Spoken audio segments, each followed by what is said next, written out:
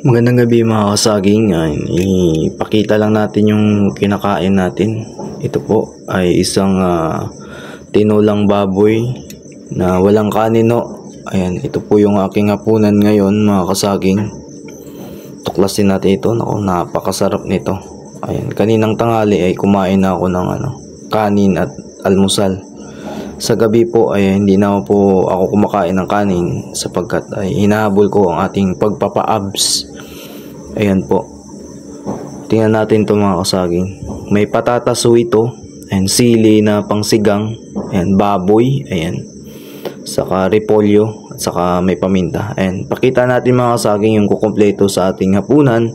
Kung bakit ay lagi tayong malakas. At hindi mawawala dyan yung ating 2 pirasong bote. Yung pulot o yung honey. Ayan, tingnan natin napakasarap po niyan. Masustansya po. Paubos na rin yan at hanap pa tayo ng ma-orderan ng mapagkunan natin ng honey o pulot. Ayan, napakasarap po. At syempre may tubig tayo. Ayan, uubusin natin yan sa loob ng 3 araw. 7 litro ho yan yung Wilkins. Napakasarap po niyan.